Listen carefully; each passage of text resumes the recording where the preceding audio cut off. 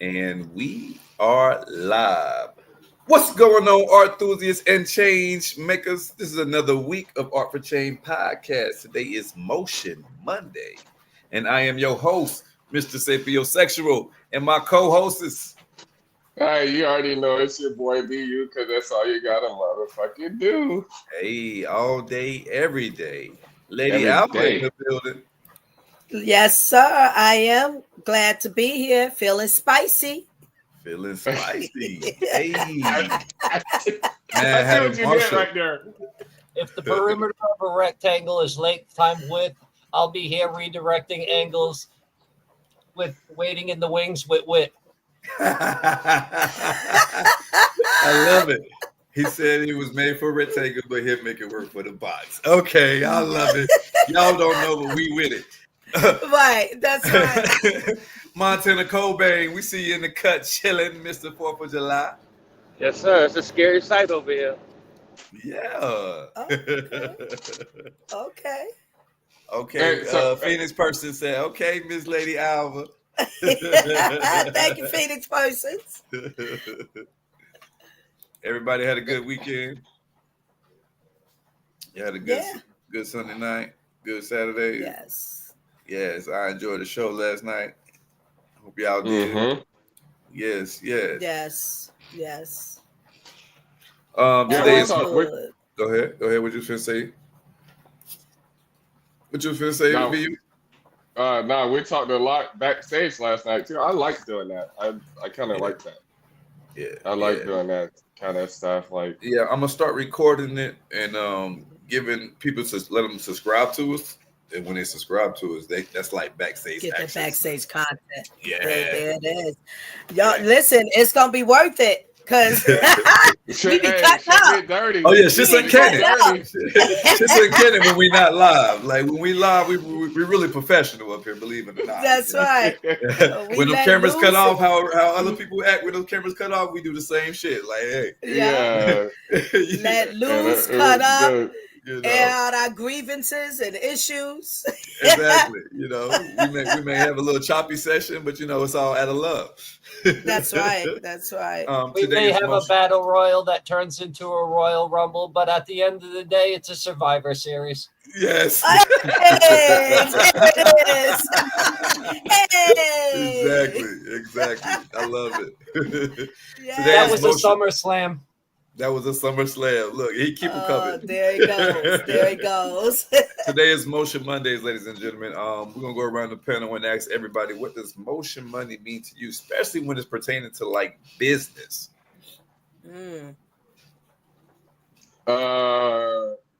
To me, Motion Monday, or not even Motion Monday, just motion This motion, pertaining to business is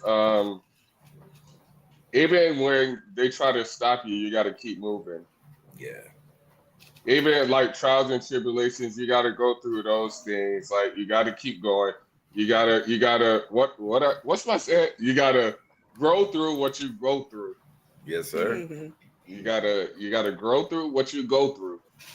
So which means you're still making motion and you're still growing, and then like don't let nothing hold you back at all. No, by any means. Like because like I've been in a position. It's like hey, I give up, and I'm like, nah, I can't give up. So yeah, that's. I'm going to have to say it's the time that the rest of the world wakes up, because just like mail, you have everything that gets there in 7 to 10 business days, but you're still working on the weekends. But the NASDAQ wakes up and the stock market wakes up, and Motion Monday is the time that the country wakes up. Yeah. Mhm. There you Yeah. go. Hey, Pam Person, we see you over there on Instagram. If you come over on YouTube and you write your comments on YouTube, we could read them on real time. We don't have moderators on Instagram yet, but we do appreciate y'all Instagram viewers. Yeah, Motion Monday. It's the start of the week. It sets the tone for the week. The week, and it's when all business starts to flow. Motion Monday. So the world, like Mad Hatter said, the world is in motion. So for me, like, it's an important day of the week. because the weekend I'm kicking back or enjoying whatever, not having to worry about anything business until Monday come. And I worked on the weekends a lot throughout my career, but still, Motion Monday, that's the tone. So you get to relax from the weekend and then back to business on Monday. And hopefully for me, the tone stays decent throughout the rest of the week. Also, depending if I'm not working or even sometimes if I did work on a Monday, I also like to exercise sometimes Monday as the extra day off my weekend. So kind of keep it easy and mellow as I move into it. Mm-hmm. So you use your money as like the slow roll back into the week. There you go. Yes, indeed. Okay. All right, I respect Yes, that. indeed. I respect that. I respect Mhm.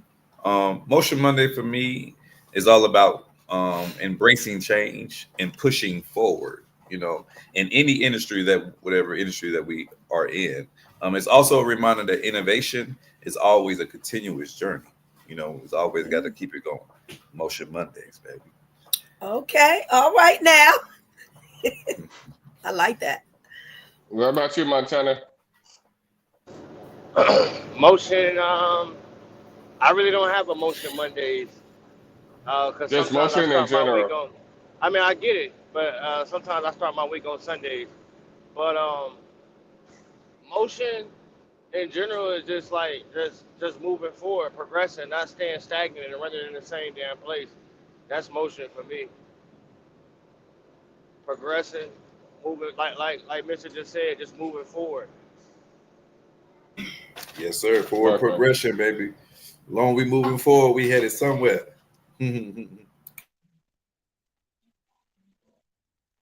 Okay. All We right. could be So, hey, we could be headed into triangles and squares. here we go with this question. I like it. Just keep the squares out your circle. Hey, It's only a rectangle amount of time. Like it. Love it. Life's all about who's best in the octagon. Ooh. Hey, and that's real rap. That sure is. That sure That's real is. rap. You hey, can hold I, that to a I, USC belt. There you and, go. and no, the thing is, he got an octagon behind him. Yeah. Exactly. Yes. That's Exactly. stop sign. Yeah. And it's step 3. And it's Why step can't it be 3. step 3? Why can't it be step 4? What's up with step 3? Because I'm the third. Oh, wow. Nice. Yeah. Nice. Son, you mean? Or No, yeah, child? the third son. Uh-huh. Nice. Nice. But See? Yeah. What were you going to say? no, the step is an E that what is the 3 is basically a hidden thing for me being the third. But it's supposed to be Nice. it is step 3, but the step 3 is basically me being the third. Nice. I'm glad I asked that question. See? Never know what you're going to get. Because It's he's like the a box third of generation of chocolates. Edward Marshall, for people who do not know. Yeah. Nice. Okay, Nice. all right. So That's even deeper. With today being what is it? July 14th. Yes. Like, what are like important headlines or like what's impacting? And I can start off actually because this Right. marks the 1-year anniversary of Trump getting shot in the ear or attempted assassination or so what is it impacting with the business wise and landscaping wise?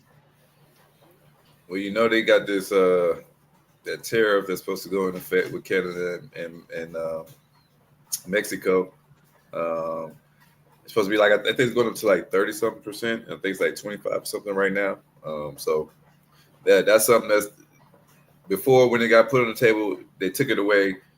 Now it's getting put back on the table again. So we'll see how that goes. But of course, they say that the American people is supposed to be the ones who stomach the increase in that tax. Also, you know, inflation rates, the impact of the geopolitical tension, you know, with the supply chains, you know, China. Go ahead, what you got, man? Isn't that the excuse they always fucking say? It's gonna all fall on the fucking people. It always falls on the fucking people. That this part sounds like a piss poor fucking excuse, and I'm fucking tired of it. The same fucking things being said over and over fucking again. Yes, not only that, man, it's a lot of people that's going to be affected by the cuts from the bill that was passed.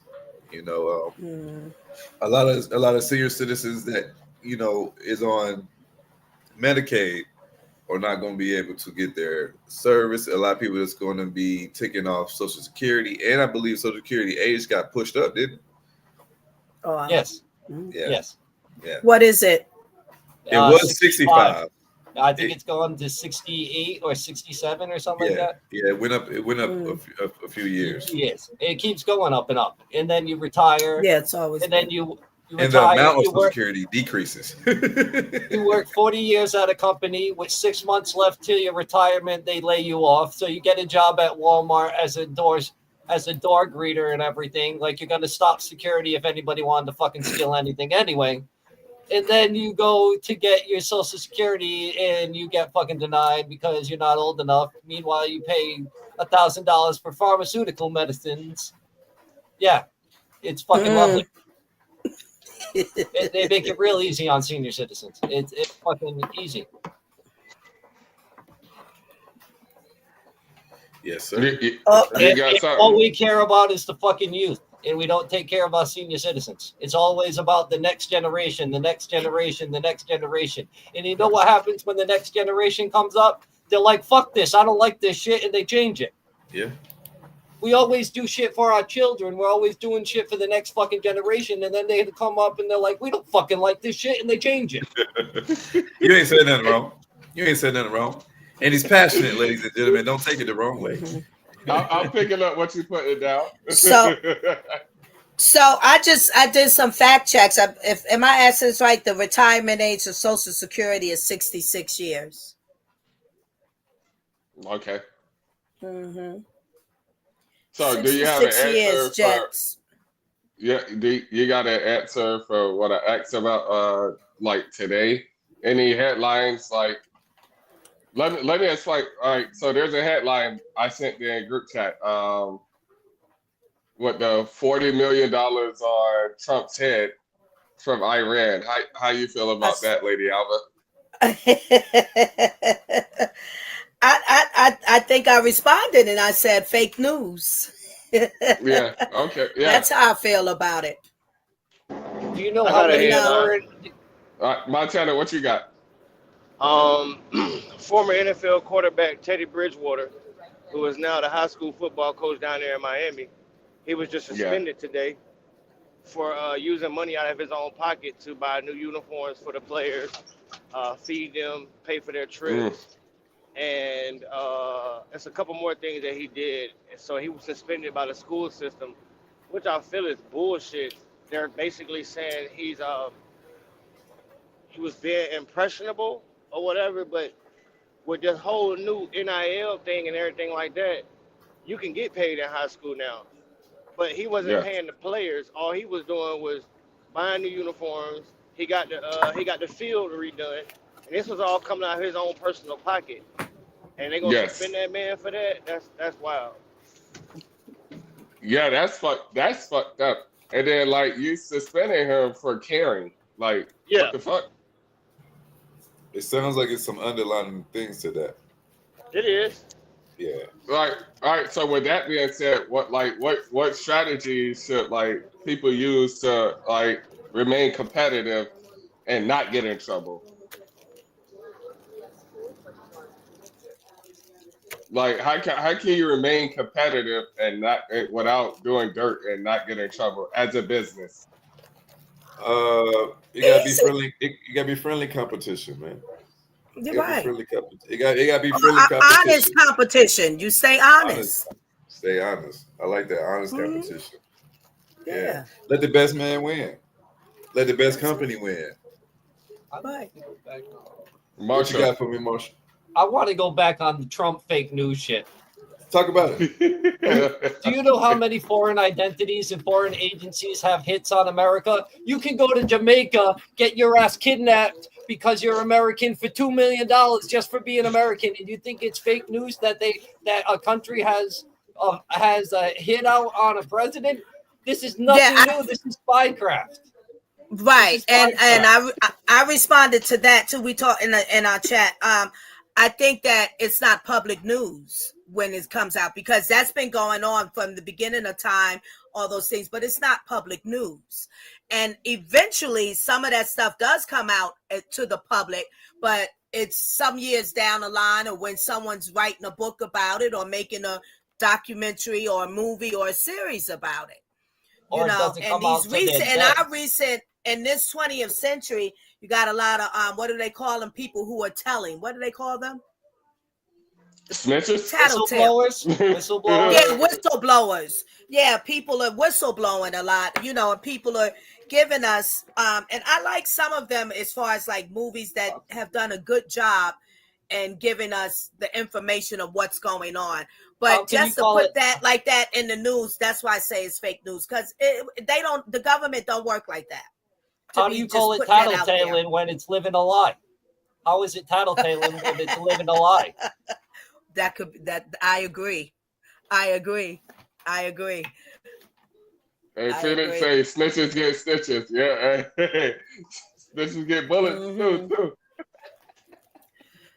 So I have something for your question. I had to do my little due diligence because I don't always keep up with daily news of the world. But so I'm going to focus on technology and innovation in New York City for July 14th, 2025. It says New York City is striving to maintain its position as a global tech leader. So that's the competition, right? Leveraging AI advancements across various industries, including finance, real estate, and healthcare. It's a lot more, but I think that's enough because, but that's good right there. So who do you blame when your stock crashes and AI thought it was a good idea to sell and not stay? Like how does that work when AI is your stockbroker? My bad, Phoenix. How do you meet with your financial advisor? Marshall, for me, I try to keep myself out of the blame game because if I'm in the blame game according to the world system, then I'm focusing too much on the world system. And I don't do that.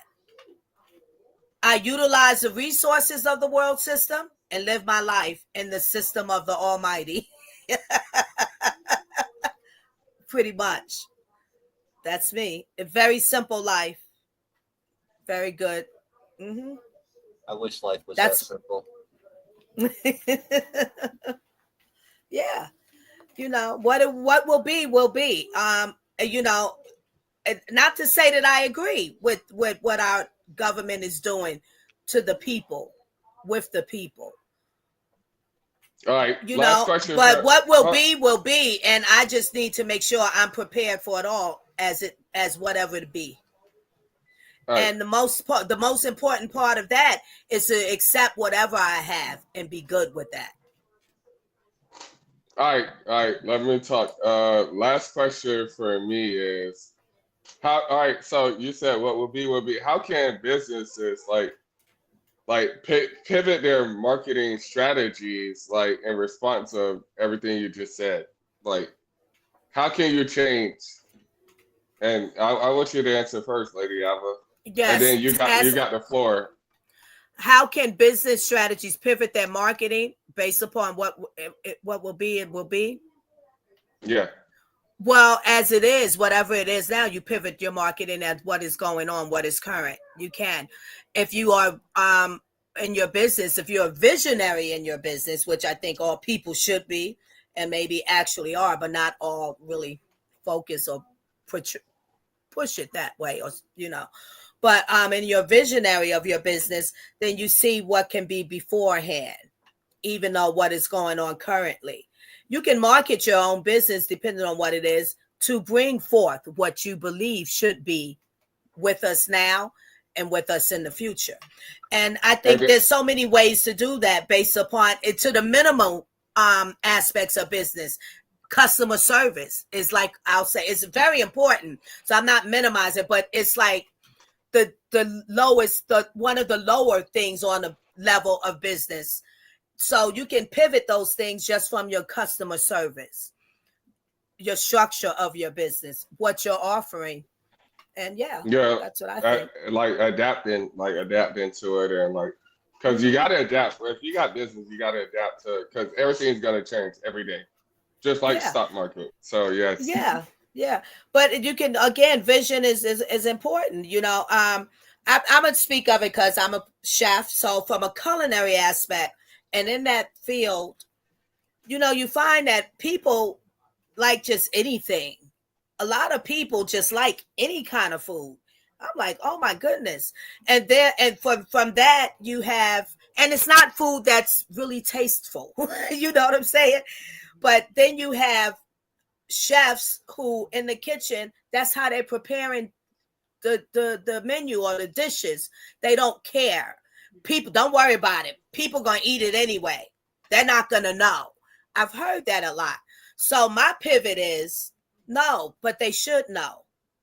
So even though that's what's going on here currently, if I, entrepreneur, my pivot would be that I'm going to make sure you get something good. I'm not going to fool you because you don't know the goodness of certain food items or certain dishes. I'm going to make sure you get fulfilled with the goodness. I'm going to bring that to you. All right. What about you, mister? I feel like any type of business, any type of brand, always got to stay responsive. So what I mean by staying responsive is your message. I mean, your pivot always got to pivot, and your message always have to pivot towards whatever is current. You know what I mean? That's how you stay relatable to your customers. You want to watch your real-time marketing so that your customer base stay authentic, if that makes sense. Mm-hmm. Like whenever people can relate to whatever you selling, that's how you have authenticity. Because I can feel like I can relate to you. Oh, people go buy from all base businesses that's from all women because they're women. People go buy from businesses that are veteran because they were veterans. You know what I mean? When you find something, you have to market it. Find something, whatever your target audience is, you want to find a way to relate to them, and then that's how you market, and that's how you pivot your message to get your marketing and to get your customers in that door. And that's how you get authentic customers who are here only because I want to shop at BU store. I want to spend money at BU store because it's BU, not because I just need a t-shirt, if that makes sense. That makes sense. Because you got to think about it. There's people who will only eat at Chick-fil-A. You got people who will only eat at Raising Cane's. You got people who will only eat at certain restaurants, even though the competitors is right beside them. Yeah. Makes sense. Marshall, what you got? If you're thinking about this year and you're in a business, you're going to be out of business by the end of the year. If you're not thinking 5-10 years ahead, you're fucking failing.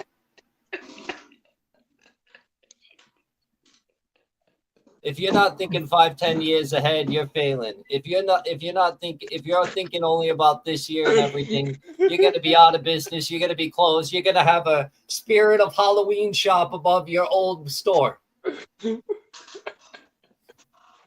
Marshall, you wanna read that comment? I just saw a video today of a chicken breast breaded patty dunked in Kool-Aid and then dusted in Kool-Aid powder. Slightly offended at Marshall. Yes, people eat anything. Hey, Lady Alba, hey, Montana, you got something? If not, Lady Alba, you got the floor. Marshall, you funny as fuck. What was the question about how can business, what is business and marketing or something like that? Yeah, like how do you pivot? Reread the question. Reread the question for him.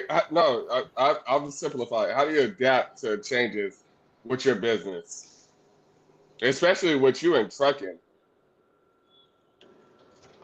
You just you keep your eyes open, man. You do a lot of research, whether it be, I mean, no matter the business. I ain't even gonna speak on trucking because it's that's a whole nother conversation that we ain't got time for. But Yeah. no matter the business, it's like you just gotta keep your eyes open and do your research. If you have younger people around you, you ask the younger people. If you have older consumers around you, you ask the older consumers. You know, you gotta get out here. You gotta put feet on the ground, really. Yeah. And you know what I'm saying, go out here and see what the people like. Or if you're a let's just say you're a club owner, right? I'm gonna say this real quick. I'm gonna let the other take the floor. If you're a club owner and you're trying to figure out why is everybody not coming to my hookah bar, so you get your ass Yeah. up and you go down the street to BU's hookah bar and you see what they're doing in BU's hookah bar. I'm not saying take BU's ideas, but you can see what the consumers are doing and liking and see why they're going to that hookah bar and not yours. That's all. Yeah. Right. Lady Albert, you got the floor. Yes, sir. So we're going to move on to the next question. Y'all ready? Yes. All right. Now, navigating economic change. Given the economic uncertainties, what strategies should businesses implement to remain competitive?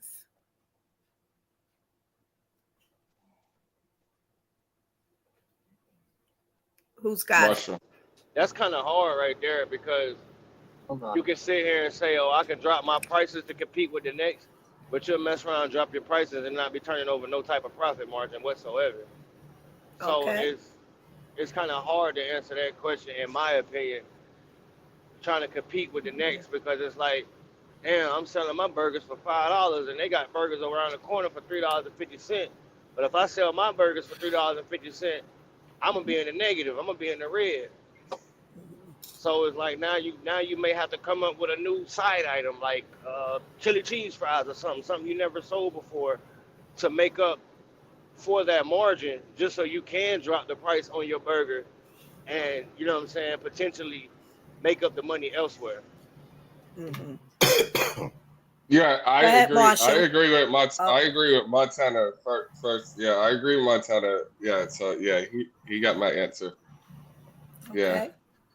As far as incentives, well, you have businesses like McDonald's and have Happy Meals.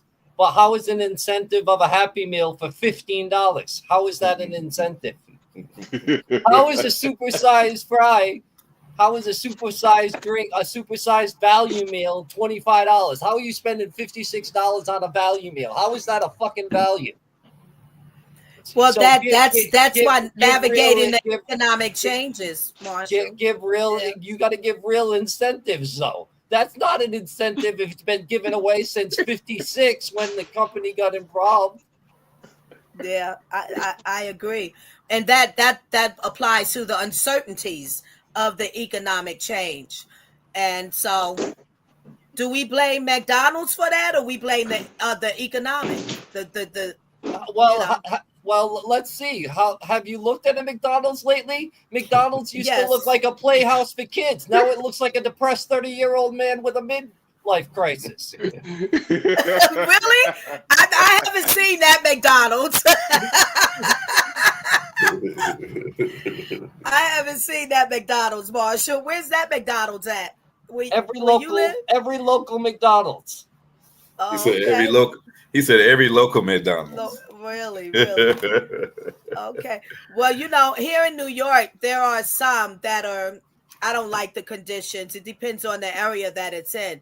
And I remember one time though, Burger King, and that's in the Bronx. It's in a certain area in the Bronx. And the Burger King is just filled with transients and a lot of different, people come in there to go to the bathroom to do whatever they do in the bathroom, and so it was quite depressing, and I chose not to go there, You because haven't been I just to the McDonald's in Times Square? yes, That's a it's fucking nice. horrible. Oh, nice. Have you? That's horrible. Is it the I McDonald's? haven't been in a long time. The but it's last nice, time but- I went to the McDonald's in Times Square, that was fucking. Oh my lord! Yeah, but when was that you went? Because they have revamped Times Square. Times Square is awesome. When Yeah. have you gone last time? When it was a long time ago? At least 10. At least 10. Yeah. Oh no, they have revamped Times Square. Times Square is like walking into a spotlight now. It's so lit up. It's literally you're there at night and you feel like it's daylight. It's daytime. It's lit up. It shines. They have revamped it, so it's nice. It's really nice. I think that one it even has an upstairs and stuff. They gave some of the McDonald's more of a lounge type of feel to it too, and with the kiosk in there and all of that stuff. So we're back to the pertaining to the question.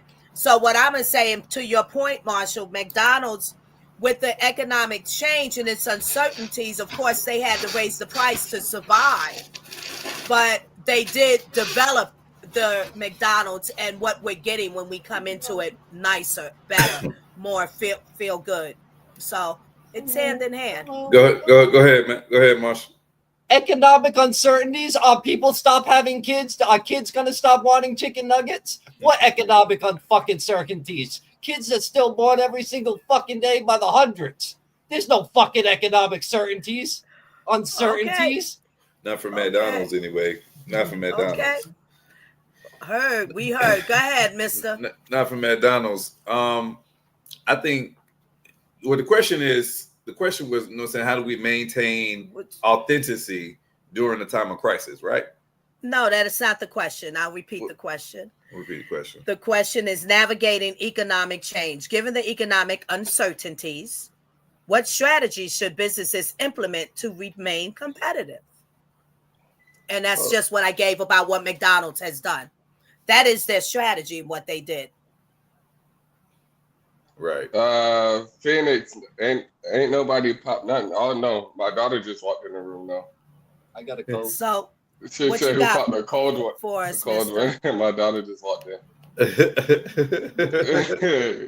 That's my door opening. I got my cold one. I'm good. I mean, I'm just going to keep my integrity. I'm going to keep my integrity, and I'm going to be transparent with my consumers. You know what I mean? That's how I keep my edge. I'm not going to backdoor my consumers. I'm not going to tell them that it's something in my ingredients or that's going to poison them. This is how you be real with your people. You know what I mean? All the paragraph of ingredients for foods, that shit is unhealthy. You know what I mean? Not putting non-GMO and stuff on the label, stuff like that. That shit is unhealthy. So I think when you keep your integrity as a business, I think it'll go a long way with your consumers.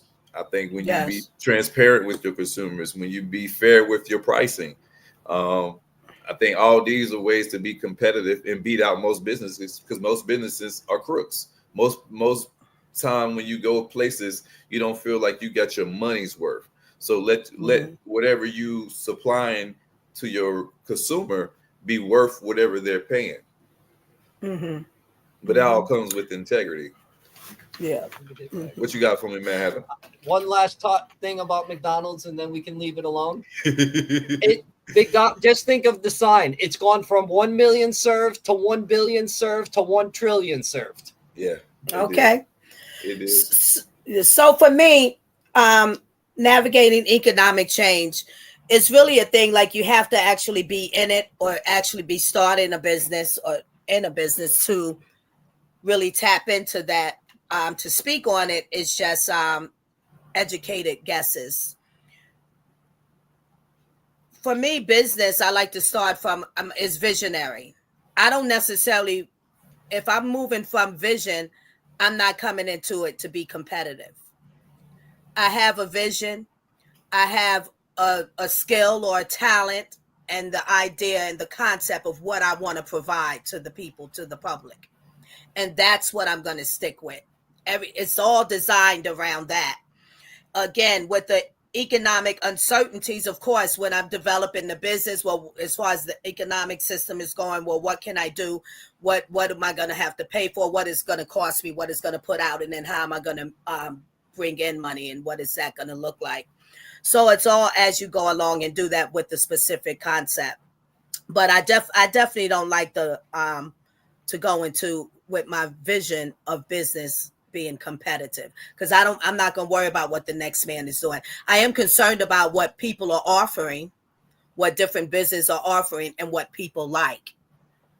I am concerned about it, but I also visionary wise want to bring people into what I like. And that's it for me. Okay. What's the next question? Okay. The next question, adapting marketing strategies, gents. How can, and people, friends and family abroad, how can businesses pivot their marketing strategies in response to evolving consumer preferences and global events? Want me to say it again? I feel like I need to say it again. And Yes, I will. please. Explain. Yes. Yeah. Adapting marketing strategies. How can businesses pivot their marketing strategies in response to evolving consumer preferences and global events? So how can a business change up, if necessary, their marketing strategies pertaining to consumers ever changing? Consumers liking this, I don't like that anymore, wanting this, oh, I want that now.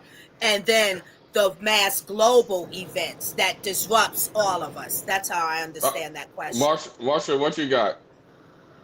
I think Mr. hit it with the last question.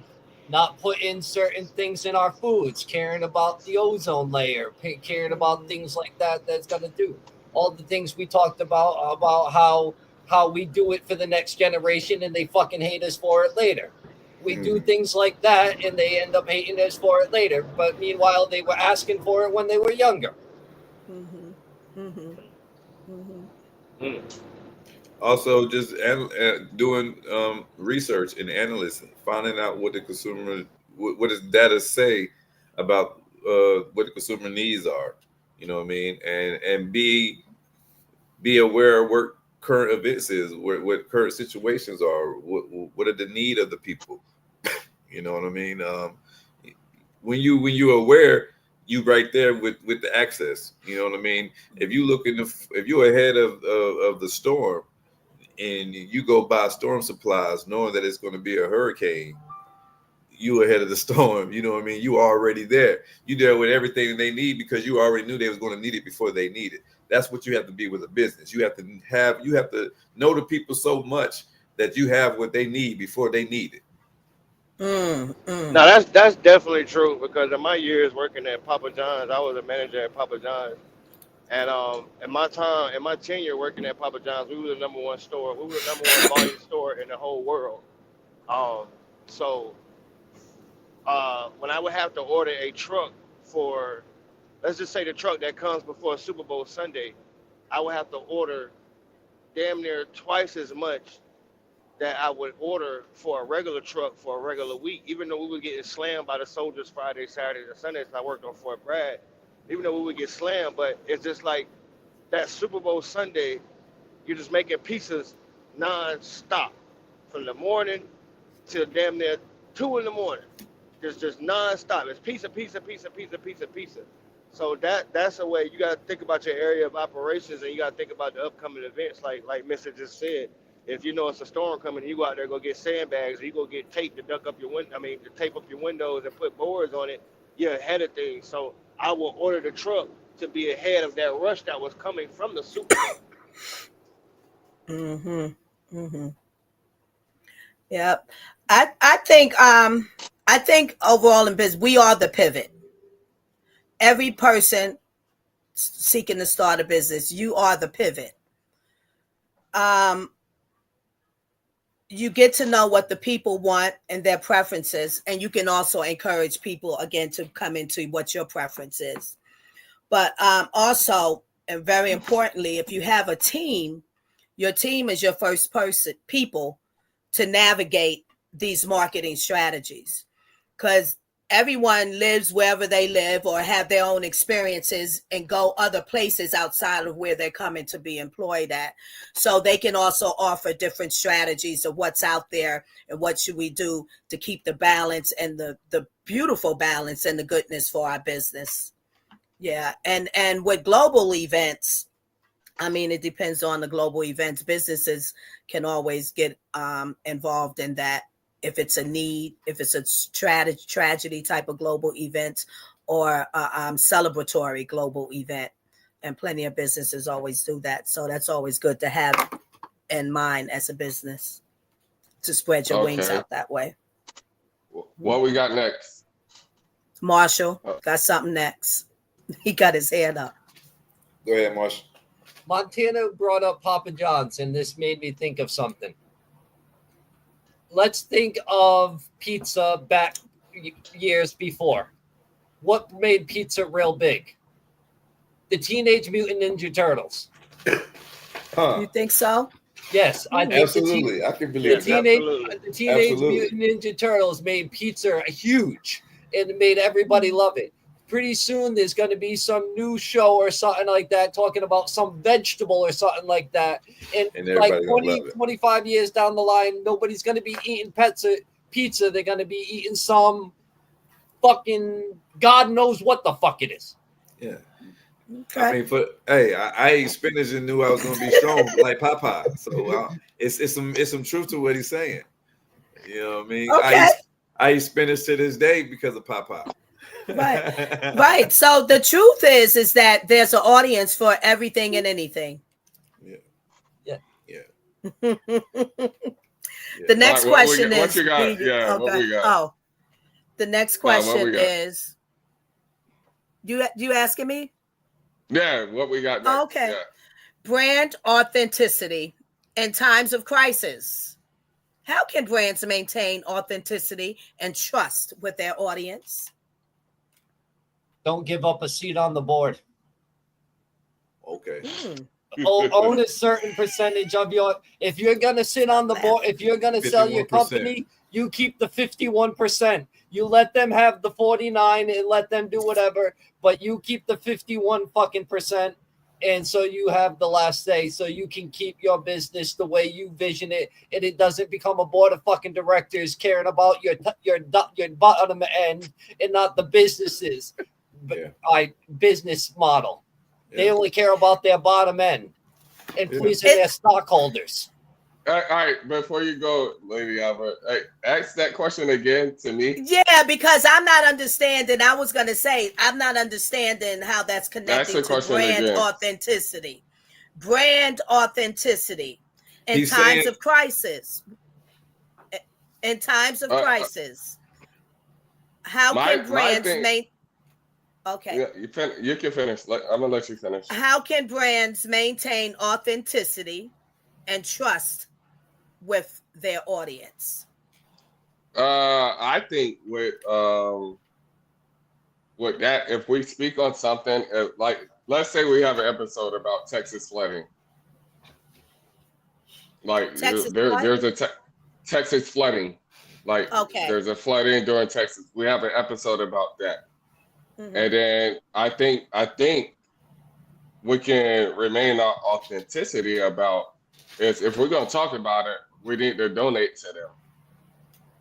That's how I feel. Mm-hmm. If not, don't talk about it, or we'll brush over it, but not have a whole episode about it. But if not, we brush over it. We'll bring it up.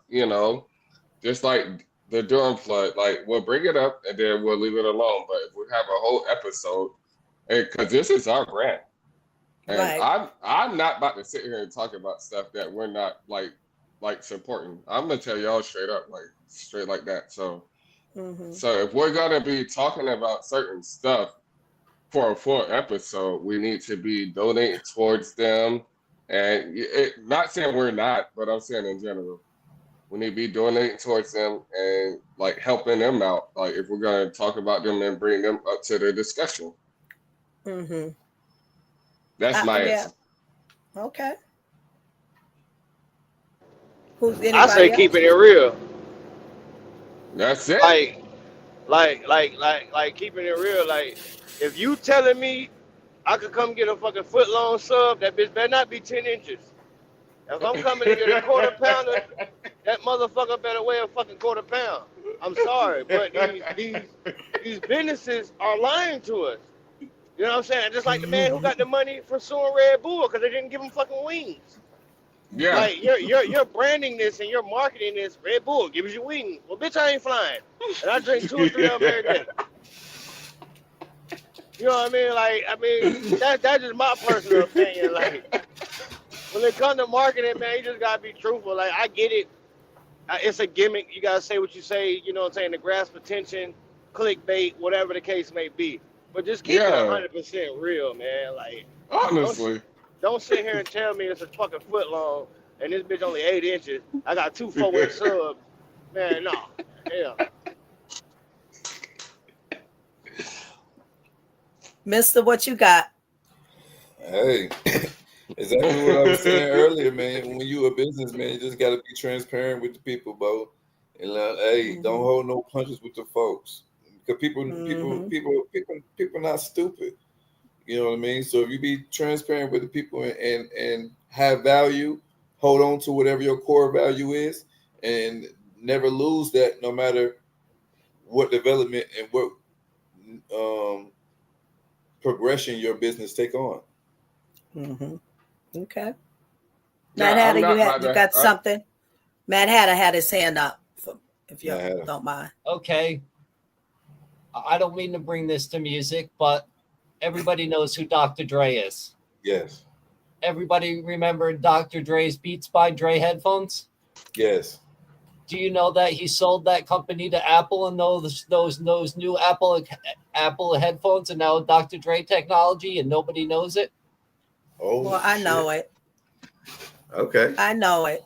Those new Apple headphones and everything that everybody's spending is Dre's speakers and everything like that. Right. It's just he sold it to Apple. So I didn't know that. Yeah. So when it comes to but people forget about brands. People, he thought he would be selling it to Apple and it would up his brand and everything. Well, same, what you're talking about, the same difference. I've learned that about before Dre did that, LG. Because when LG came out, I like their products and I like the technology. I love an LG phone. I had one for a long time, or a couple of them. But the screen, the glass is LG made, that Apple has on the phone. So LG went incorporated with Apple and gave them that glass. They bought, did business together. But for me, as their LG, as an audience member of LG, that made me like LG more. Because, I see what you're doing. Now I like your products already, to their appliances and all that. And then now you're making the screens for Apple. I like what you're doing even more, LG. Yeah. But now, specifically my answer to this question is brand authenticity is always honest, and consistency plays a big part in your brand authenticity, and to get your audience to trust you because of your consistency, what you're delivering. I'm thinking about in time of crisis. Now, to me, I'm thinking about it both ways.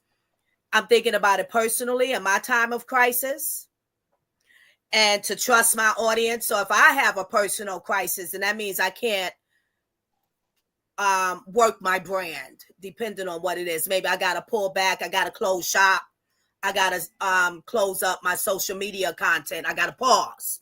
So I'm going to trust my audience, because all the while, there you go, BU, I'm delivering these other components with my branding and authenticity, honest, good content, engaging, seeing what the people want, delivering what people want, while I'm also delivering what I want to give.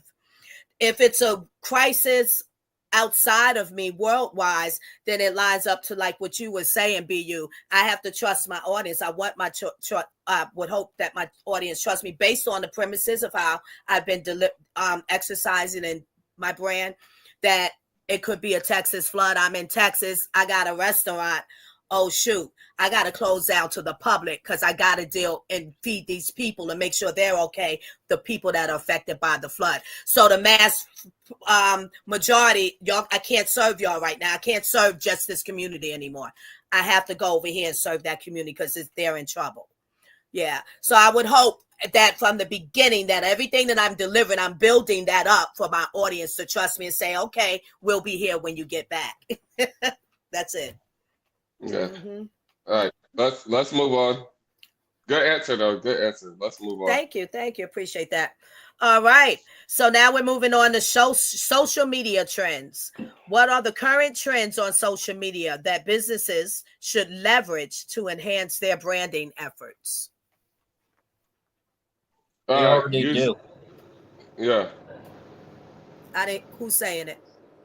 Marshall, he answered my question. I was gonna say the same shit. He got it. I ain't got no answer. Well, I didn't hear it. Maybe other people didn't hear what the answer. They already do with TikTok dances and reels and everything like that. They put in reels and commercials like that. They take skits or something like that, and they put them in a commercial. They take the social media stars and they give them a shoe deal, or they give them a sponsorship, or they something like that. So they're touching the influencers. I don't want to say they're touching the influencers, but you did. But you did. Oh my goodness. Only did he. Only did he. Only did he. Did he do it? No, no did he. No did he. Oh shit. Okay. Who's next? He sums it up. I mean, that's really what it is. Short, like short form videos. That's the type of content that's dominating the platforms right now, like TikTok, Instagram.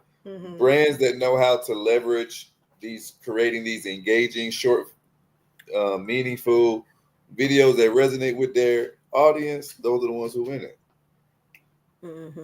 Those are the ones who's winning, you said? Those are the ones who win it because that's where everybody's at. Everybody's on their socials.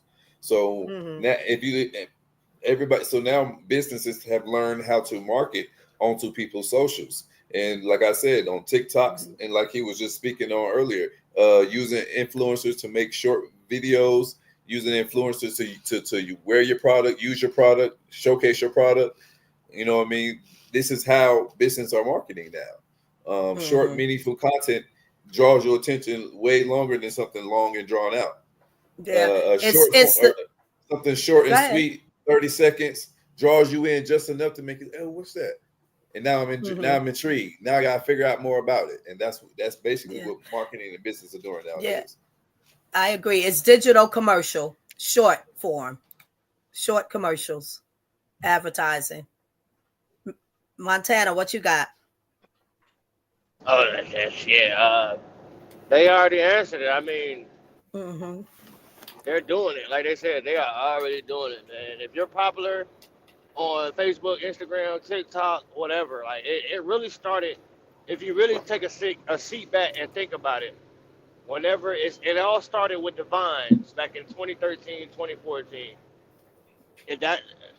When people started going viral for their little 15-second clips that was getting plastered all over the world, these tycoons, these people in the back office, they're seeing this like, my grandson is watching such and such do this over and over and over and over.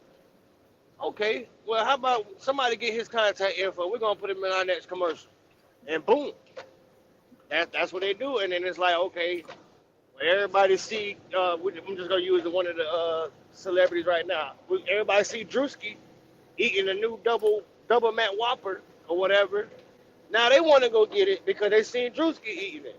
So they're already doing it, whether it be line dancing or comedy or whatever. But they're just taking control, man. Putting a little bit of money in your back pocket, and now you're the face for them. Go ahead, Matt Hatter. To hit back at what Montana said, Montana, I think it goes back a little bit farther because if you think about the first female influencer, it might be Tila Tequila. Yeah. Facts. Facts. BU, where you at? While he's away, I'll go ahead and jump in. I agree with it all, and they're already doing it. But what I'm concerned about is what I like when you say they're, Mister, they're already winning. So it says that businesses should leverage to enhance their branding efforts. Do we? Who agrees or who disagrees that all of the different things that's out there to leverage and enhance your business efforts, should we just go into anything and everything, or should we particularly choose what we are putting out there, what we're using to enhance our business based upon our branding? Yeah, we should choose, but they don't. What they gonna Right. do?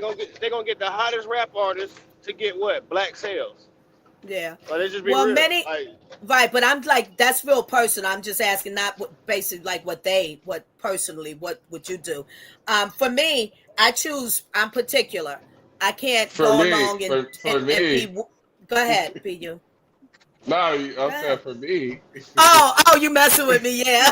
Be you. Yeah. That's a little thing between me and BU with the for me, because I don't like to say it. But I don't need to answer. My question has been it's been answered already. So yeah.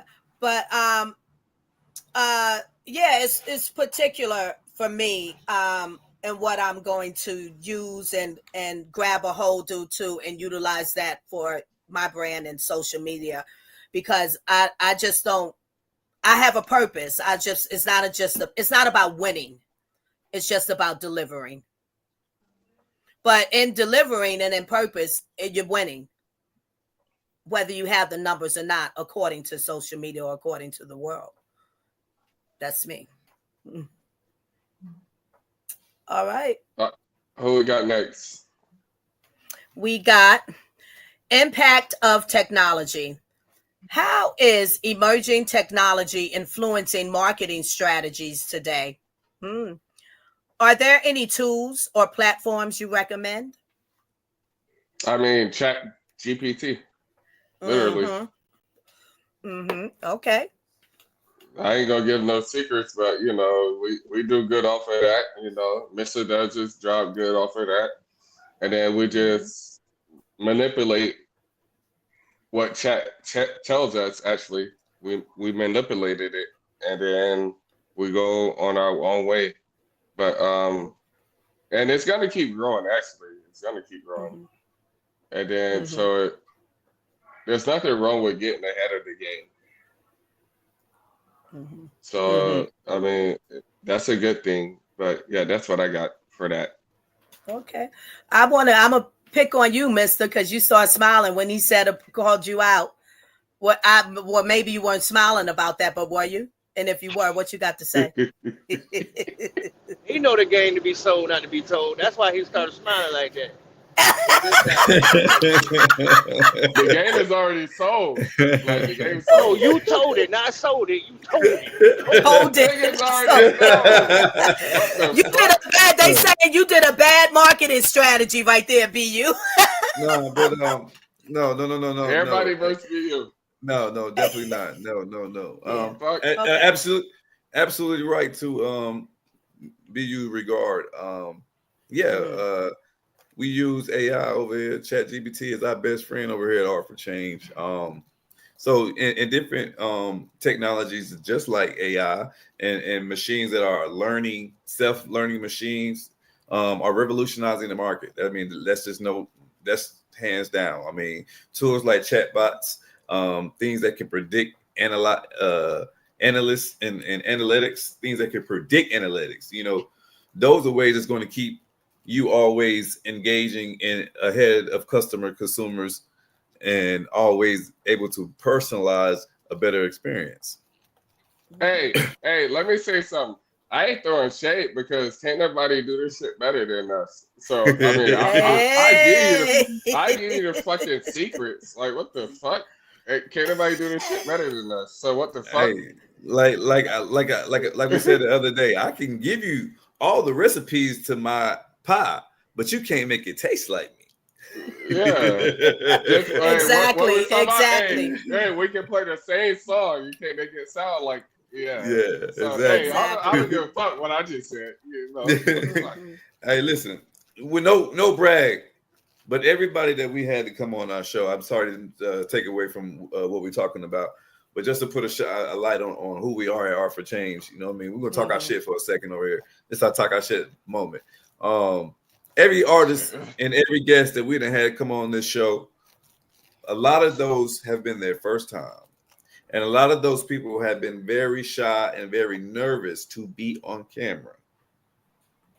These people only thought they was going to be able to go 30 minutes to talk to us. A lot of these people had their 2-hour shows. A lot of these people, when they finished the show, said, "Oh my God, y'all made us feel welcome. We appreciated you coming and allowing us to share our stories. I can't wait to do this again. I loved it." So I'm letting you know, like, you know, we could give people the sauce, but you can't make it taste like Art for Change, baby. You know what I'm saying? You got me fucked. You got me fucked up. We open doors over here, and people just ready to spew it all. How they be doing over there when they sipping Shannon tea, and when they club Shay. That's how it is when they get over here at Art for Change, baby. They get real comfortable, baby. We ain't even got to give them no sediments to do it. Yeah. No, hey, Diddy. Hey, you got me fucked up. Yeah. I'm gonna say it all. Hey, fuck it. All right, we can continue. So, I like the AI myself for as a tool. It's like it's another component. It could be it feels like when I do use it, another component of me. It takes my idea, my concept, and helps me to lay it out better. And it's definitely good for those who are not maybe good writers, who can think it better but can't get it on the paper, you know. And sometimes I'm like that myself. AI is very good for that because you shoot it out to them. And definitely if you have it linked up to your whole system and your branding and your business and what you do, you know, through Google, AI, they get to know your brand because you're constantly feeding it in there. So then they say, oh, it's almost like, okay, Lady Alb, I got you. I can help you with that. So I think it's real good for those who need that assistance to just broaden their horizon on their ideas, but don't lean on it. Don't get dependent on it because then we dumb our brains down. So use it exactly as it is, a tool. And if you ain't got the time, sometimes we ain't got the time. That's true too. That's true too. Yes. Man, Heather. But Mr. brought up analytics. And if we're going to judge everything off of numbers, I might as well change my name to my fucking social security number. Nah. Yeah. But listen, a lot of things come down to the analytics now. Yeah, I know, but it's analytics. Analytics is ruining sports because you're taking away the talent. Nobody's supposed to swing at the first pitch. You don't swing on a third strike. You need analytics to run this play so many times. You're taking the complete skill out of the game.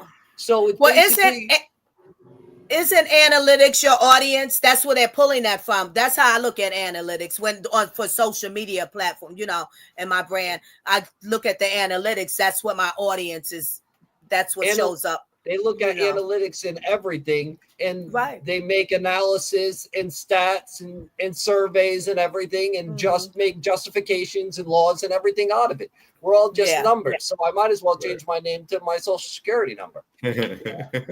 Well, listen, the whole planet is nothing but numbers. Think about it. Well, I will say this: life is made up of math and science. So you can take that how you want it. That's right. There you go. Did we cover everybody? Matt Hatter, you want to read some of the next questions, brother? Sure. I think we had 8, bro. Yes, 8. Yes, 8. Mm-hmm. Yes. Sustainability and branding. How can brands effectively incorporate sustainability in marketing without crossing an insincere? Coming across as insincere. Right. How can they incorporate sustainable branding? That was what's the question? Yes. Read one more time. My bad. I just want to make sure I kind of hit on the points when I give you my rebuttal. How you brands effectively incorporate sustainability in marketing without crossing the insincere mark. Okay. Anybody want to touch on it before I jump? I got it. Go ahead, BU. BU is a brand. BU is a brand. And I don't cross because I'm me. So it doesn't like I gotta always be me. I can't like go against being me and all of that. And people gravitate towards that. Like they gravitate towards, all right, I'm gonna be me. And then like they're like, yo, I gotta be me. Like I got BU shirts out. Like, yo, like all that, like it's a lot of stuff going on with that. But and this is before the podcast and everything. Yeah. But and then you know, mister, you know that. Yeah. But yeah, being you, and then it makes you stand on business. It makes you stand on business, like because I can't say, oh, you got to be you, and then I'm not being me. It makes you stand on business, like and then so what the viewers gonna think? All right, this ain't him. Like this ain't him. So this is why I act how I act, because I can't help it. But yeah, that's my answer. So I think it also flows back to I just had it. What you got? Gosh. I gotta think again. I lost my train of thought. It's all right, love. Brands can incorporate sustainability by being genuine, bro. You know what I mean? In all their efforts. Like we were just saying, being transparent. That means also promoting things that are eco-friendly products, implementing sustainable practices in every aspect of all the things that they do. Yes, ma'am. Okay, I got it back. Yeah, it goes back to when I said the winning and the numbers and you're winning. So I'm not gonna market or put out different marketing things just to gain wins or attention just on that premises. That's not sustainable because that's not the heart of my brand.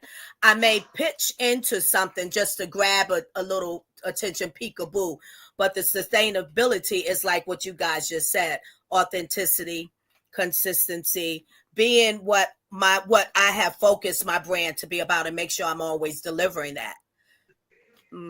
Yes. I don't know how to be in Montana. Go ahead. Sorry. I didn't say anything. Go ahead. No, I was saying, I don't know how you can be insincere in business when everything's cutthroat. That's definitely true. I agree with you.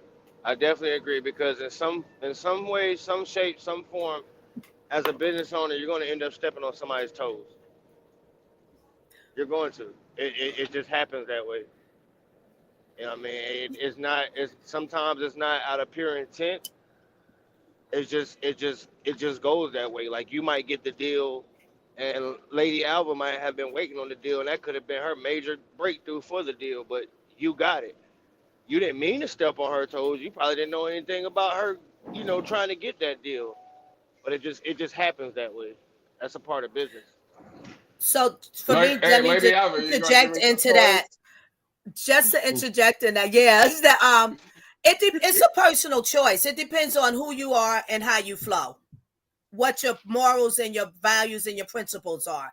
What's for me is for me. I wholeheartedly believe in that. So my toes are not going to be stepped on. If I didn't get it, it belonged to someone else. It's not my time now, not my season. That's it. But hold on, I forgot where I was going with this. What Montana was saying, while Marshall get his thoughts together. You got them together, Marshall? You good? No, go ahead. What Montana was saying is like, you don't know who you're fucking up. You're gonna fuck to be successful, you're gonna fuck over a lot of people. But sometimes you don't know who you're fucking over by dealing with certain people. All right, you got it, Marshall? Go ahead. Yes, I got it. Everybody in business, whether you want to admit it or not, wants world domination. You want your business to be the biggest. You're not going to get there being sincere. I'm sorry to tell you. That's all true. facts. Hold on, That's true. I've heard that come out of I millionaires' disagree. mouth, though. I disagree. I heard that come out of millionaires' mouth from Hilton Head Island in South Carolina, one of the wealthiest islands in the world. Nothing but millionaires live there, and they said it. Like in business, you're going to step on somebody's toes. Even if you don't know, you step on their toes. Now, I okay. I'm all right with understanding the philosophy that I may step on someone's toes unbeknownst to me. But if I'm doing things unbeknownst to me, does that make me vicious? No, it doesn't. Does that make does it make me malicious if it's unbeknownst? No, it doesn't. It doesn't make me cutthroat if it's unbeknownst. No, it doesn't. Now, I also ask this. It's a lot of people who want a business just for sustainability, not to overthrow someone else. Because I mean, not for nothing, I will have a roofing company, and I don't care about being the best roofing company in the world. I just want a sustainable roofing company that, is able to create generational wealth for my family. And see that what you said, and you quoted what you heard, Montana. What way I see that's the lie.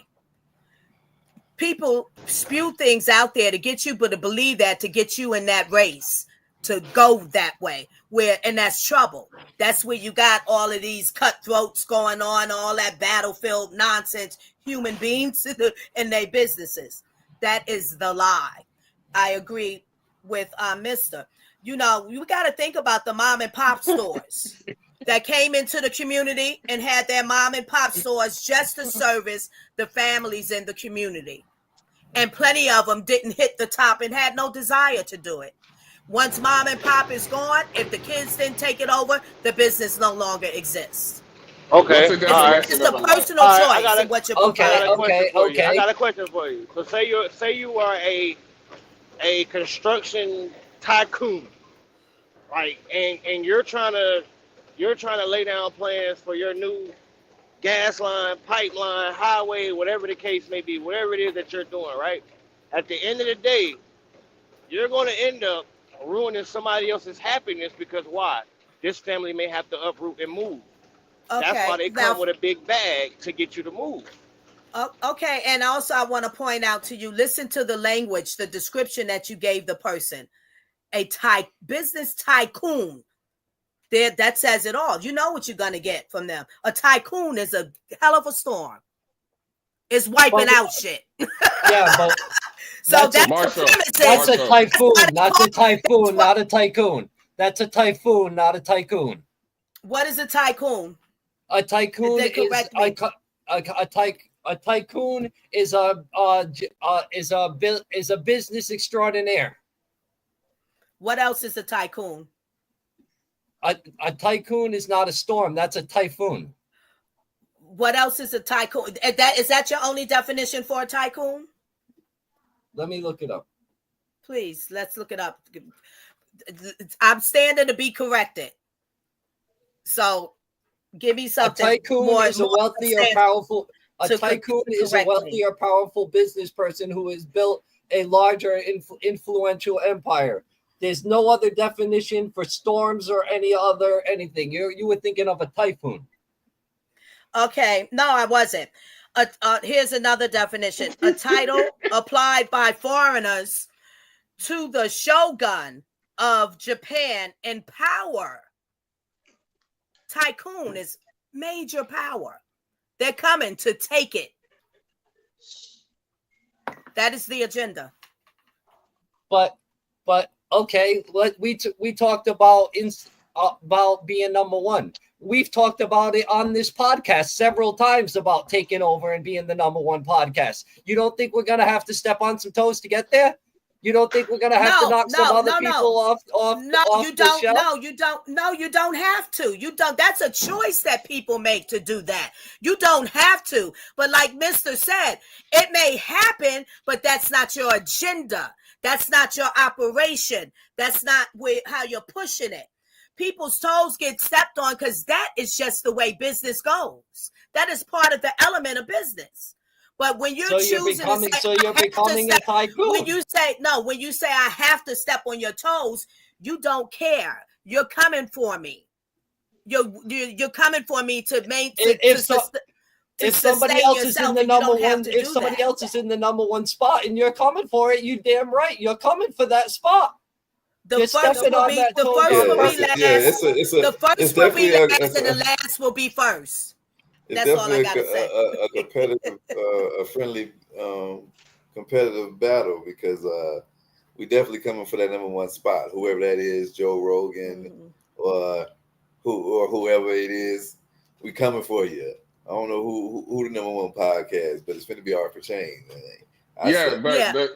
But the thing I said is like you don't know who people told you're stepping on. You're just doing it. You're just trying to grow yourself. Right. And you don't know if you're stepping on their toes. Like you don't know fully. Right. You might be stepping on people's toes without knowing. It's not so much stepping on so much people's toes. It's understanding this. There's only one. There's only two. Right. There's only one position for two. There's only one position for three. You know what I mean? When you're third, second, and first, there's only one position for 204th place. Like there's only one position for wherever you standing. So no matter where you at, no matter where your elevation is, if you're trying to go higher, understand in business or just in life in general, we have to understand if we're trying to elevate. But a lot of times there's only one spot for those positions. Most of the times, certain jobs that you want, there's only several positions. If you talk about the NBA, there's only 12 spots. If you talk about the NFL, there's only 33 spots for each team. So it's like when you think about a coach, there's only one spot. We think about the president, is only one spot. So it's not stepping on my candidate's toes because I had a better campaign than him. It's just there's only one spot to get it, baby, and it's only one, and at this time I'm the one for it. What you got for me, man? I just wanted to say that there's 52 men on the football roster. Thank you. There's more than that. Yeah. Hey, but what I know it had to be way more than 33. What did Charles Darwin say? Survival of the fittest.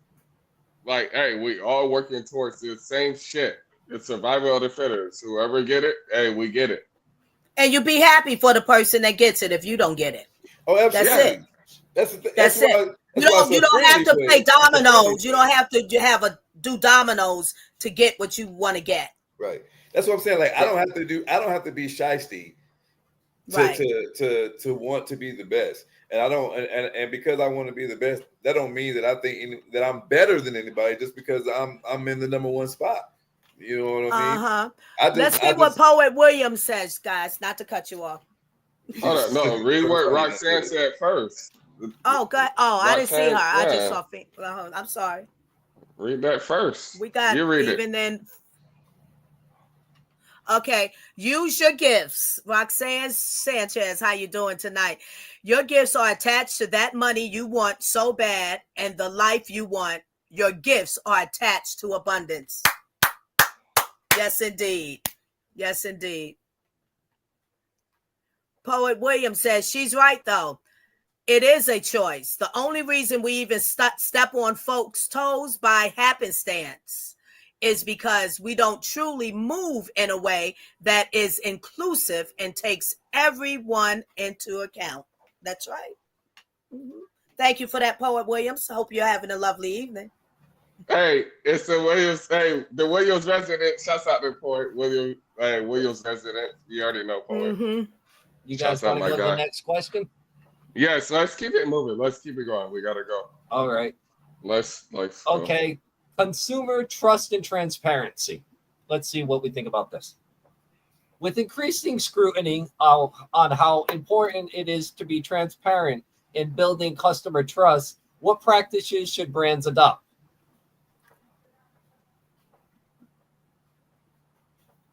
Lady Alvin, you answer that first. Okay, repeat the question for me, please. With increasing scrutiny on how important it is transparency in building customer trust, on what practices should brands adopt?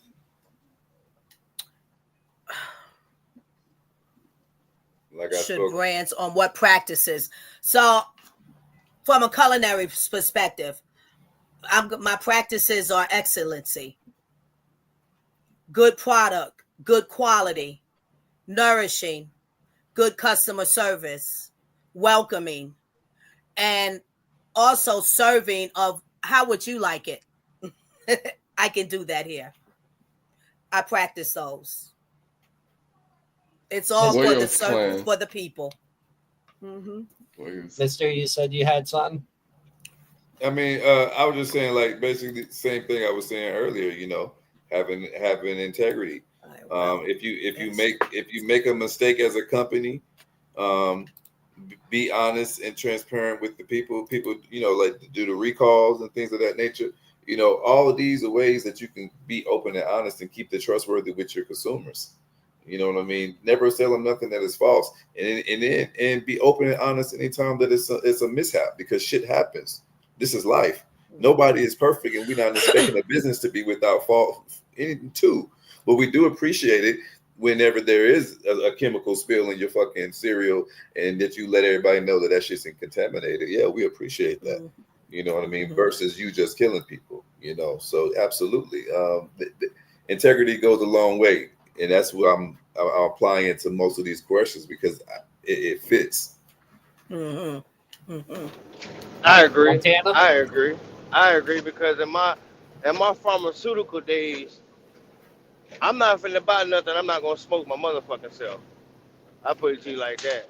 So I'm not gonna sell nobody. Well, I wouldn't. I'm not gonna say I'm not going to, because I'm a truck driver. Let's just put that out there. Wait, the diary of a hustler. I wouldn't sell nobody some bullshit at the end of the day. Like, I would rather go without having nothing and just be like, man, so I'm still waiting on it, versus going to go buy some Huckabee, and then now BU calls me back like, man, what the fuck is this you done sold me? It's changing colors, it smoke like air, you know what I'm saying? Like, I'm just being real. And that's why the people who did do business with me, they stuck with me for so long, because of that integrity right there in itself. They knew that when they came to that door, or they called my phone, they was gonna get what the fuck they paid for. They knew it every time. Yeah, I'd like to say something to that, Montana. That's really deep, and of course, I'm presuming none of us are condoning hustling pharmaceuticals, as he states it, or even using, but that's right. It's a big change today. It's just bodies. The people don't care that are selling these pharmaceuticals, what's in it. They don't care that you're going to die from it, or instantly. That is not even in the game anymore nowadays, and it's so sad. So that's true. They don't care. They don't. You got it went from, you know what I'm saying? It went from re-rocking and you know what I'm saying, cutting the dope, to now where it's barely any dope. You know what I mean? It's full of fent. You know what I'm saying? I'm gonna just call it for what it is. It's full of fentanyl. But the objective of it being full of fentanyl is to get you to bring your ass right back. And it's like, and then if you talk about the flower side of the pharmaceutical game, they'll go grab the cheaper bag or the cheaper quality and give it to you for a low number. So you'll look at it like, damn, such and such give me this for $100. Oh, I'm finna call his ass and get another one. But the whole time, it's bullshit.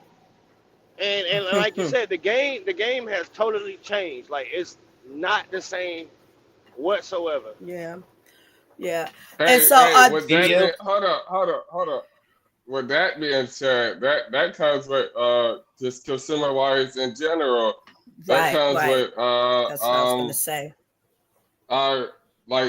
Our merch lady, the consumer wise, I tried. She made merch for me, and I went outside of her. Actually, I ain't gonna lie to you. And then like the material didn't last, but hers did. You get what I'm saying? Mm-hmm. So that's why I stick with her. Like I back her up 100%. Like no matter what. So yeah. I got What you something gotta on say? this. What do all businesses have? What? And this is going to be a callback to Mr. in Montana. All businesses have a motto. They always have a motto. And is your motto something that stands with integrity, or is it something, or is it just a tagline to sell you bullshit? So is your motto in integrity? Does your motto stand with integrity, or is it just a tagline to sell you some bullshit? Mine's is integrity with our merch lead. That's mine, integrity.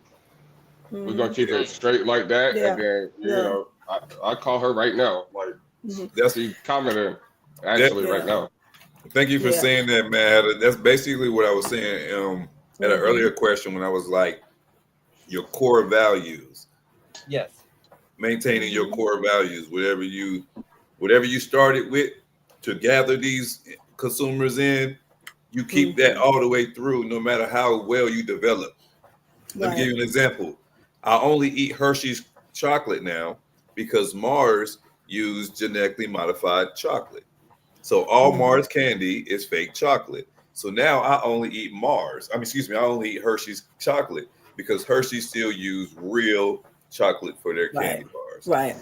They do. So I think that. Oh, go ahead. I'm sorry, Montana.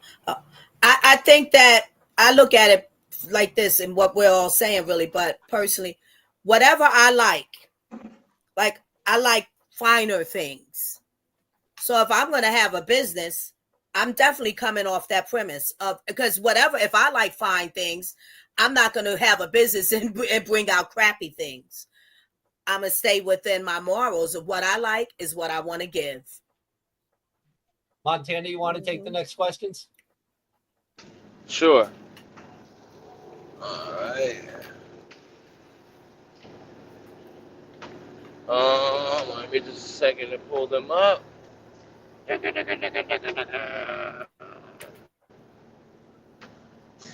right. How important is cultural sensitivity in marketing, and what are some pitfalls to avoid?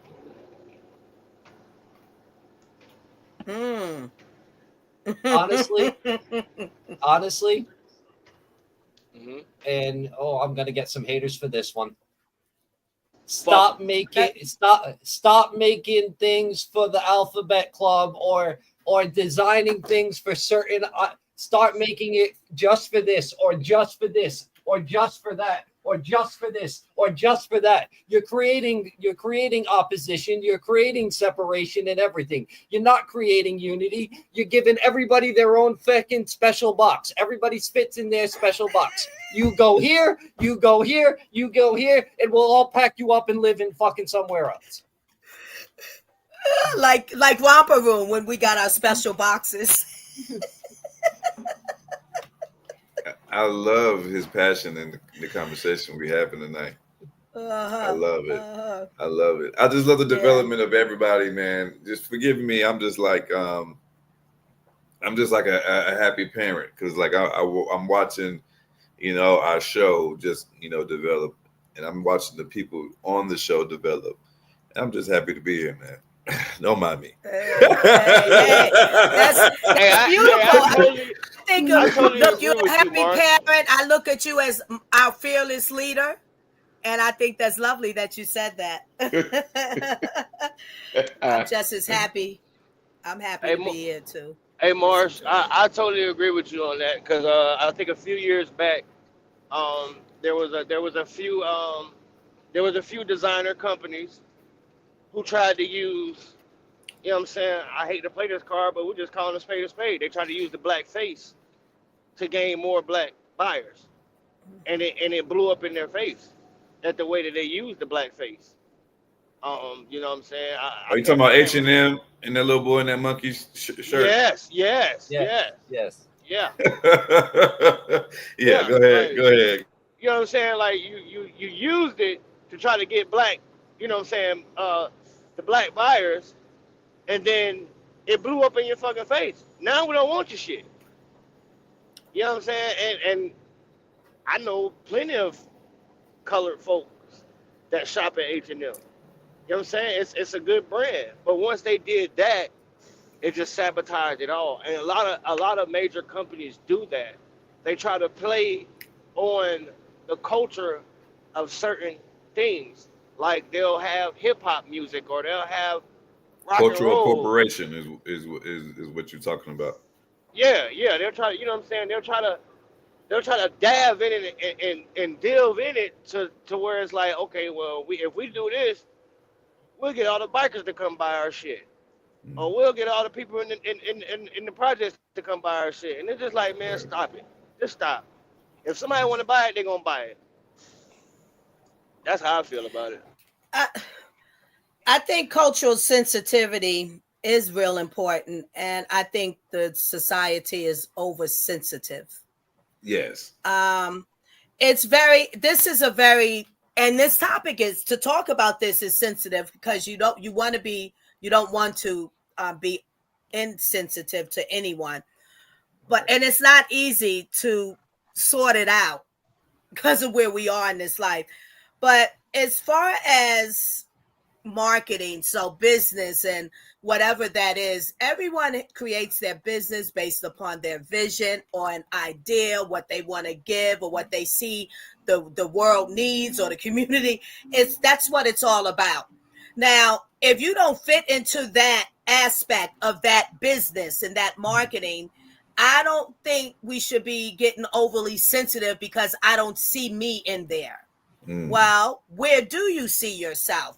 But so is the problem that you don't see you in there, or is the problem that you don't see yourself, period? Do you know what I'm saying? It's very intricate to me. And I think about that like with modeling, and when it came a time where a lot of black women, we went through this for years. For me, I just never really thought of growing up, and you see all the movies of white people and all the commercials. I never really thought of, well, where am I at in there? I don't have that thought. Now, I'm not saying I'm right and they're wrong, because there's plenty of women that said they needed to see themselves and then they got tired of saying, I understand that. But does the artist need to change how they market for that? Because maybe they just want to market what they're given. Right. But if you see that, then you go and market it. You bring it to the world. So it's very iffy. And I just think, again, people are just really oversensitized to have their way. Yes. You have to see yourself as you are first, and then see where you can go to fit into. Why do you think Barbie came out with the black Ken and the black Barbie doll? Right. Yeah, those things are good to break the barriers, because it societal wise, culturally wise, they're always pushing the brown people back, that's the agenda, to keep us back. So it's good to do it that way. But cultural sensitivity, is that cultural sensitivity, or is that just being aware, or enough is enough? Because we're all human beings of different ethnicities. Huh? I think that's just it. That's cultural sensitivity. That's being. Yeah. I think Barbie making a brown doll is being sensitive to the brown community, if you will. I think Nickelodeon. I said. I got it. Not offensive. No. Right. No. I got it. I got it. What you said. I was wrong. I got it. Go ahead. I'm sorry. All right. Cultural sensitivity is essential for marketing. Brands must avoid stereotypes to ensure that messages respect diverse cultures. Pitfalls includes making assumptions or using visuals that could be seen as offensive, just like he was saying with the H&M scenario. Mm-hmm. And just like you're saying, we can be too sensitive. In my opinion, maybe they didn't think nothing about the little boy in the little monkey shirt. Maybe we took it and ran with it. by Right. associating ourselves with monkeys. But what do I know? I don't think myself a goddamn monkey. So if you would have, if Billy called me a monkey, it ain't gonna hurt my goddamn feelings because I ain't no goddamn monkey. Yeah. Right. So we give things power where we shouldn't give it power. And I like that you brought that up because I saw the monkey as cute. I didn't identify that, oh, they calling us monkeys. Because you can't call me that.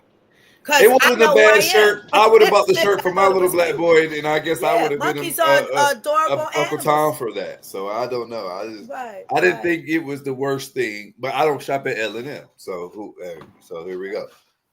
H&M. L&M, H&M, him and him. It's okay. Yeah. Let's keep it going. Let's keep it going. Montana, you got Damn, I'm I'm still on mute. I was on mute. My bad. Shit.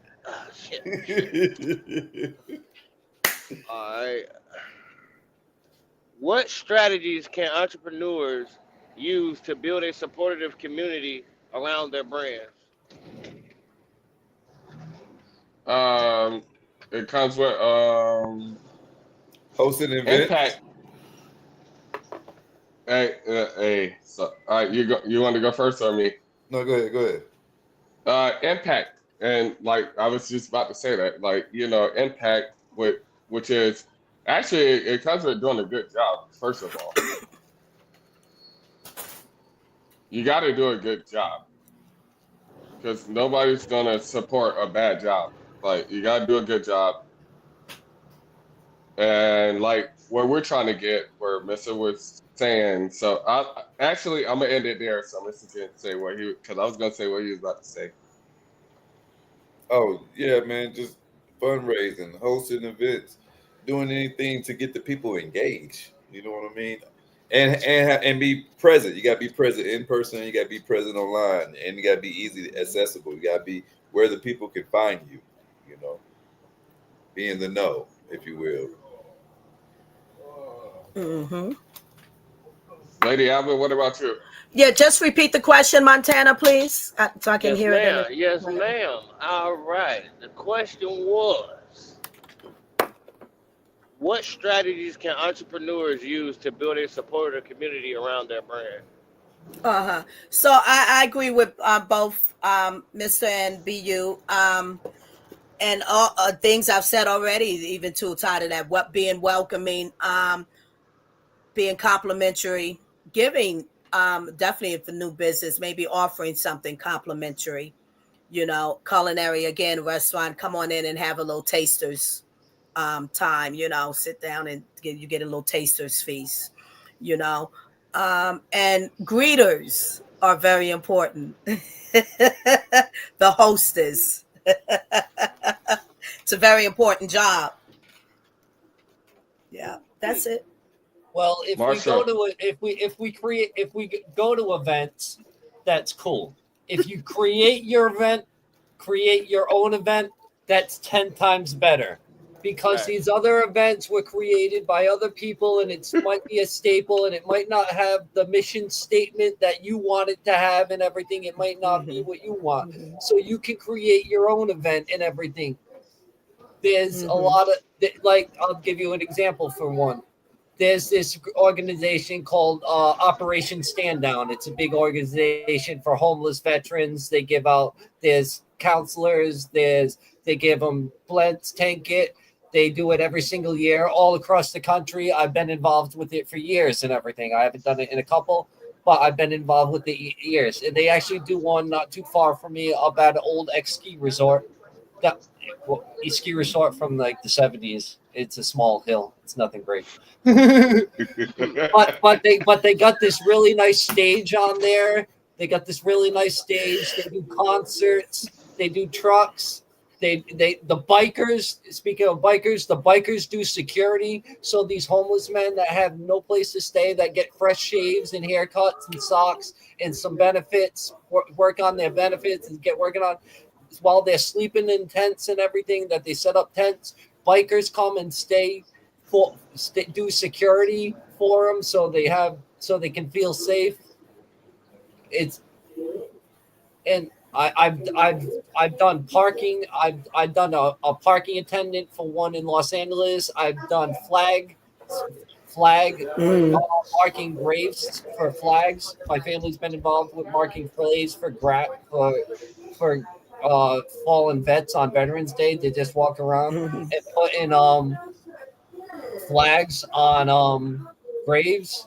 So it's small things. Because honestly, who's gonna pay attention to somebody putting flags on a grave?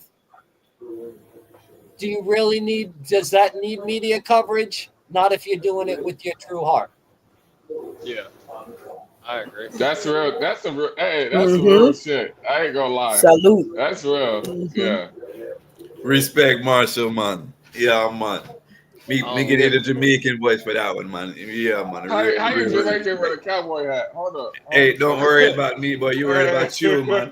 You be you, me be me. Okay, now. What the Fine, fuck? big The clap boy boy. always in the Well, wait a room, minute. You don't know about. Cross clock. Hey, you don't know about the Black Cowboys, BU?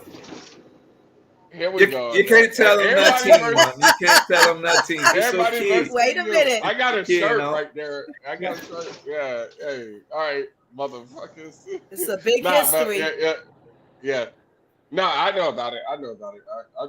I gotta be. I'm the problem child. I gotta be that. But I know about it. Let's move on. Let's move on. Let me answer that real quick. It's kind of like what I'm gonna piggyback off what Marshall said. Yeah. I'm an entrepreneur myself, and like he said, they, y'all call me Mr. 4th of July, and they have Fort Bragg's fireworks show. They have Hope Mills fireworks show, and I created my own. You know what I'm saying? And I asked the people. I asked them what they like. I talked to the kids. I talked to the parents, and doing that, putting feet on the ground and actually opening my mouth and listening, it created its own staple to now where it's like once July hit, actually about May, my inbox start booming. Hey, I'm coming this year. I'm doing this. I'm bringing my family. I got my kids. Or Nice. Little JJ, he not scared of fireworks no more, so we're gonna be there this year. You know what I'm saying? So I created my own staple. So I agree with that a whole 115%. But on to the next question. How are current events reshaping the future of work? And what should businesses do to adapt? A current event. We're gonna skip that question. All right. Why is storytelling? Hey, go into the fun facts. We're about to run out of time. Oh, fun fact. All right. Fun fact number 1.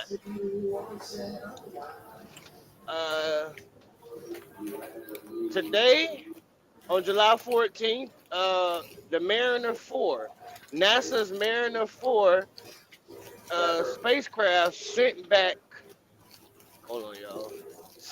the first close-up images of Mars on this day in 1965. So they sent back pictures of my cousins in 1965, because I'm not from here. So, yeah, that's a fun fact about today. Well, somebody munching, boy. I'm gonna go with fun fact number 1. Bastille Day. What a great day that was. I was holding that, Mad Hatter. I was holding it. Bastille Day, marking the storm of the Bastille prison in 1789, a pivotal event in the French Revolution. For any of you that don't know, it was a prison that rioted and escaped and everything, and it started the French Revolt, which later on continued to the French Revolution. All right. Talk about it. That's fire. That's fire. All right. What you got for me, Lady Out, for a fun fact for the day? Fun fact number 5, Woody Guthrie's. But let me clarify. I was holding one. The people, y'all don't know. Behind the scenes, man, we said, well, what's going to be your fun fact? He said, I'm not telling you. Don't nobody take it. So I'm glad you went first. Because I was focused on one. Yo, all right. Woody Guthrie's birthday. The legendary American folk musician was born on this date in 1912. Now, who is Woody Guthrie? I don't know. I'm asking this because I'm not sure. Let's get into that with the fun fact. No fucking clue. Yeah, I know the name, but I'm not sure what the music was that he did. But let me scan it up real quick.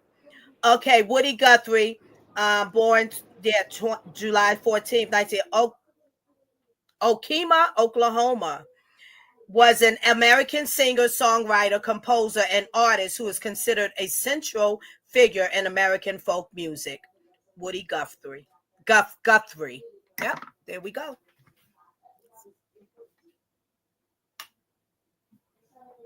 Lady, I will do number 7 for me too.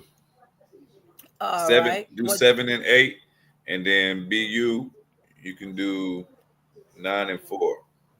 All right. Y'all can do all of them. Do all of them. I'll answer. They're not questions, fool. All right, yeah. So y'all can just do all. Y'all can just do all of them. All right, we'll do them. Lady, I'm gonna do all of them. All right, go ahead. Ingmar Bergman's birthday.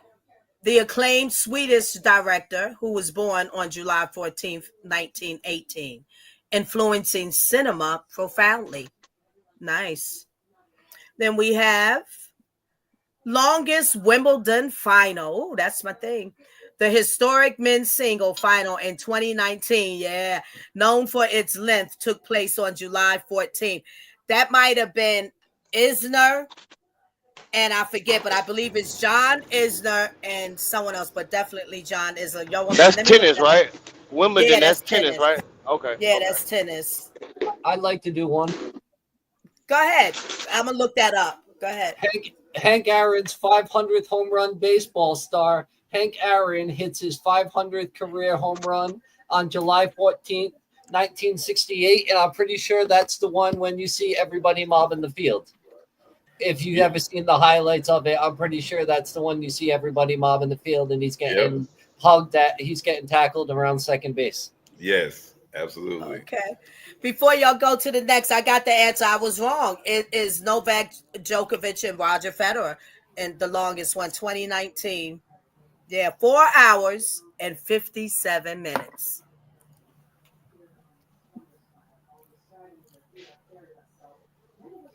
Am I continuing, or you want to go ahead with another one, Matt had? Go continue?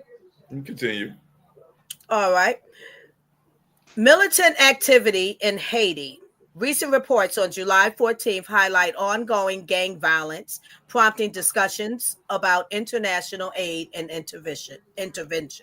There you go. There we go. Number 9, cultural celebration. Cultural celebrations. Various countries celebrate unique events on this date, showcasing their rich histories and traditions. Also, today is Gerald Ford's birthday. He was the 38th president of the United States. He was born on July 14, 1913. Yeah. Nice. And Apollo 11 launched on July 14, 1969, leading the first moon landing. So they launched today, today's date in 1969, Apollo 11. Those are our 10 fun facts for today, ladies and gentlemen. If you like Patriots water, if you like water at all, we have the ultra hydrated, oxygenated water that we promote. It's called Patriot. You can go on to the official Art for Change podcast on Instagram. You find that highlight where the Patriot symbol is. If you click on that, you go to their website. You can buy cases of water. And if you put that promo code Art for Change, you get 10% off anything that you buy on their website. Also, on Old Glory, you get 15% off if you do the same thing under that highlight. You can go to our link on our Instagram. You hit the Old Glory that takes you to their website. Anything on that website where it does all type of fan merch, NBA merch. If you like music in those bands, all type of merchandise for any type of any type of genre, really. 15% off Everybody like the graphic tees. I would definitely use that 50% off Art for Chain promo. Then we got Molly B's. If you're a cookie person like me, she got some bubble cookies. Things are fire. 10% off anything on her website as well. You can find all of these promos on our highlight section of Art for Chain Podcast, the official Art for Chain Podcast on Instagram.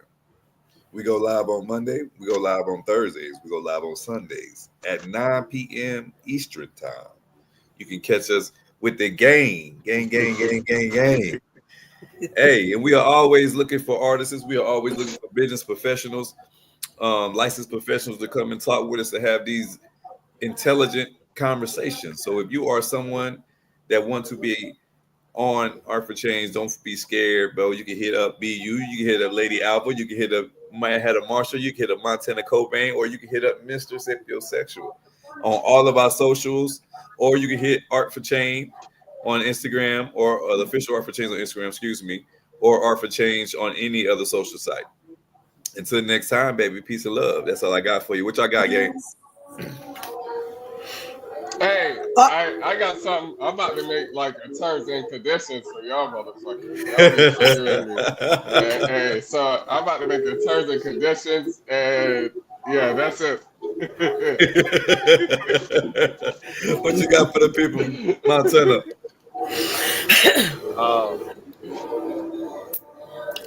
I don't. Shit. Stay alive. Stay Be free. alive. Be free. Man, Hatter Marshall. Stay true to the people. Stay true to the people. Yes. Not only stay true to your people, I like that. Stay true to your mother self. What you got for Lady Album? Authenticity. Okay, all right. All right, that was all right. Authenticity, you know what I'm saying? Be you. Yeah. Be as my voice, as my co-host name is. Be your mother self. And always have integrity. Integrity is doing the right thing when no one is watching. Because best believe somebody is always watching. You know, yeah. Especially these little people. The future generations of America. Yeah. Yes. But until next time, baby, if you ain't doing nothing, baby, you better be Art for Change. Peace. That's right.